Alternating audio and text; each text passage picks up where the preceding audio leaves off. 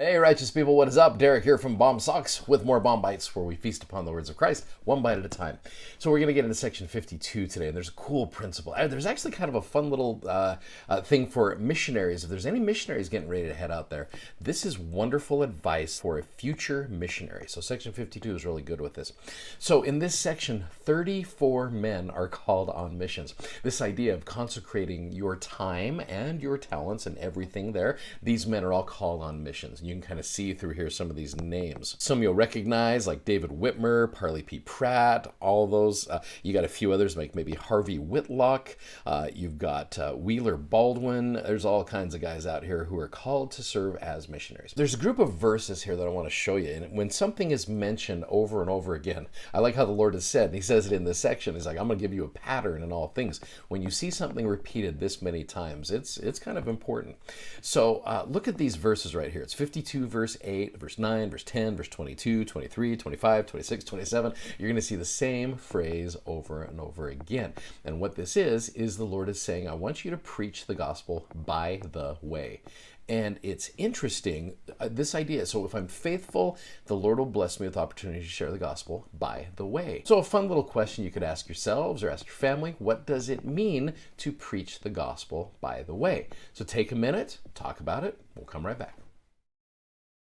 Okay, so when I think of preaching the gospel by the way, I almost think of it as teaching the gospel along the way. While you are going on your mission, while you're going to certain areas, while you're going to certain places, make sure you are an example along the way as you were doing this. There's a great little message that teaches this principle really well, this idea of teaching the gospel by the way. Watch this.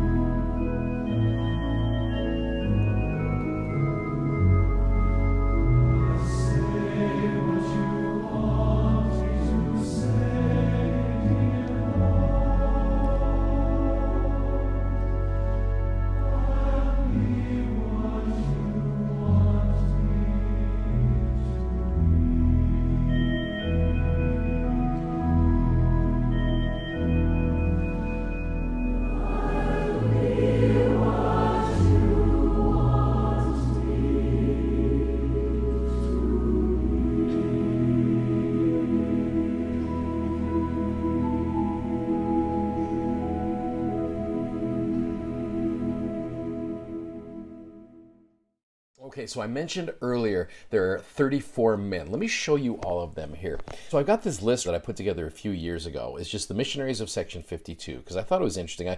People have always fascinated me, and so I wanted to kind of see what became of these individuals.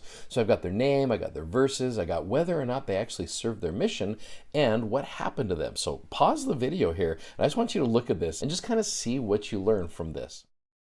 Okay, so as you're looking at this list right here, you see all kinds of men here that were called to serve. Now, whether or not they serve, that's another issue. Now, you see this SF here, which is stayed faithful. It means they were faithful their entire lives. And sadly, there weren't a lot of them. I mean, there were ones who stayed faithful for a time. But you got, for example, there's one individual in here that to me has always just been an interesting character study. His name is Simon's Rider. And so Simon's Rider, he's mentioned there in verse number 37. It says, in consequence of transgression, let that which was bestowed upon Heman Bassett be taken from him and placed upon the head of Simon's Rider. Heman Bassett was the guy who used to kind of scream around like a baboon when he felt the Spirit. So Simon's Rider, some of you might know the story of him. Simon's Rider, if you look in here, his name is spelled Simondsryder. Simon's Rider, here's his signature, Symondsryder. So Simon's had his name spelled wrong. And what's interesting is Simon's never served his mission because he's like, well, if the same Spirit which called me to serve as a missionary spelled my name wrong, then this work must be false. And he goes off and he's a bitter enemy to the church, all because of one misspelled letter in his name. And again, that's not the real issue. The real issue is probably deeper than that, but that's just one of those things I think is interesting. By the way, side note, I went and saw Simon's Rider's grave. It's kind of interesting. His name is spelled correctly, but it also says he was an elder of the Disciple Church, which disciple is horribly misspelled on that one. Ironic? Probably. But anyway, the idea there is the importance of staying faithful and serving in the calling that you have been called to do. And as you do that, you share the gospel by the way, and there's some cool things there. So anyway, I hope that helps you guys out. Godspeed. We will see you tomorrow. Bye-bye.